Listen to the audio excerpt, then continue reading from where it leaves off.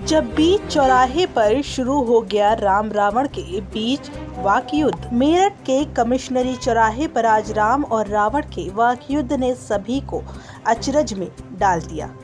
चौराहे से गुजर रहे लोग रुक रुक कर देखने लगे कि ये कैसा वाक युद्ध चल रहा है। दरअसल मेरठ के कमिश्नरी चौराहे पर आज एनवायरमेंट क्लब ने दशहरे के अवसर पर एक पर्यावरण जागरूकता कार्यक्रम आयोजित किया। इस कार्यक्रम में रामायण पर आधारित लघु नाटिका का मंच भी क्लब के सदस्यों ने किया। सबसे पहले मेरठ के बेगमपुर चौराहे पर एक पर्यावरण जागरूकता यात्रा का शुभारंभ हुआ, जिसमें जल संरक्षण, वृक्षारोपण, पर्यावरण बचाव का संदेश दिया गया। यात्रा में सबसे आगे पर्यावरण की समस्याओं रूपी रावण और भगवान राम चल रहे थे, जो कि कमिश्नरी चौराहे पर समाप्त हुई। वहां पर एक लघु नाटिका प्रस्तुत की गई, जिसमें दर्शाया गया कि पर्यावरण समस्याओं के रावण को अहंकार होता है कि जलवायु परिवर्तन, पेड़ों का कटान, वायु प्रदूषण, प्लास्टिक का प्रयोग आदि समाज के लोग त्याग नहीं सकते और इन सब समस्याओं से वह पैदा हुआ है।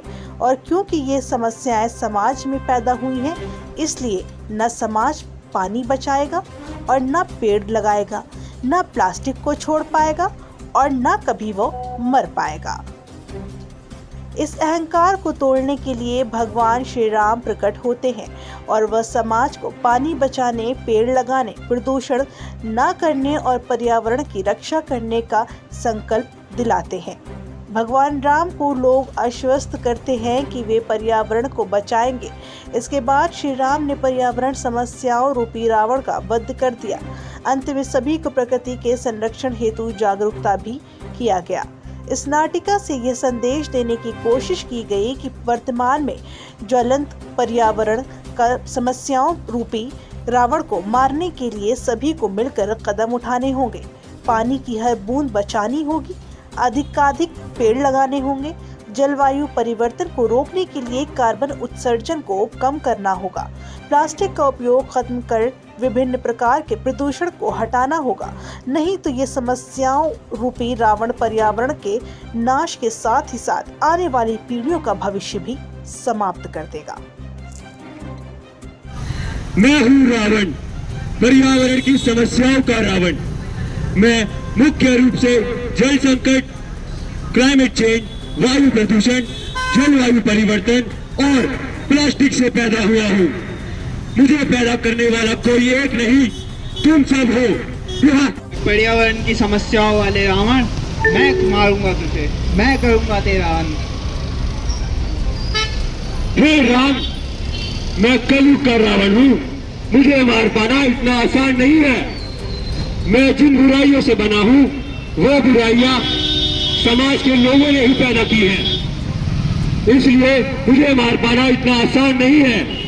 ये लोग ना तो वायु प्रदूषण करना छोड़ेंगे, ना पेड़ काटना छोड़ेंगे और ना तो प्लास्टिक का इस्तेमाल करना छोड़ेंगे, इसलिए मैं कभी ना मर पाऊंगा। देखा आप सभी ने, ये रावण आप सभी के कारण ही पैदा हुआ है।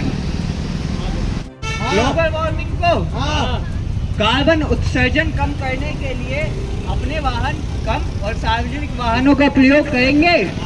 करेंगे। क्या जल संकट से बचाएंगे? जलवायु आगे बढ़ो, आगे। ये लोग कभी नहीं सुधर पाएंगे। क्या धरती व पर्यावरण के भविष्य के लिए प्लास्टिक को त्यागेंगे? देखा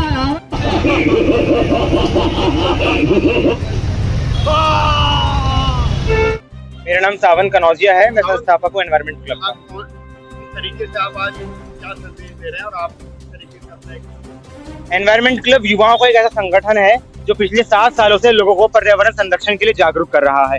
हम विभिन्न मुद्दों को उठाते हैं धर्म से जोड़कर, क्योंकि धर्म ही एक ऐसा हथकंडा अपना है बचा है जिसको लोग समझकर मान सकते हैं, क्योंकि हम कितनी अपील कर लें, हम कितनी झाड़ू लगा लें, लोग समझते नहीं है। लेकिन जब भगवान राम खुद धरती पर आते हैं, जब रावण खुद बुराइयां लेके आता है, पर्यावरण की समस्याएं, आज जल संकट हो रहा है, आज कार्बन उत्सर्जन हम कर रहे हैं, आज पानी को हम बहा रहे हैं, आज प्लास्टिक का प्रयोग कर रहे हैं, ये सब कौन कर रहा है? हम ही तो कर रहे हैं, धरती वाले कर रहे हैं। तो आज धरती पर उतरा है रावण समस्याओं की बुराइयों को लेके।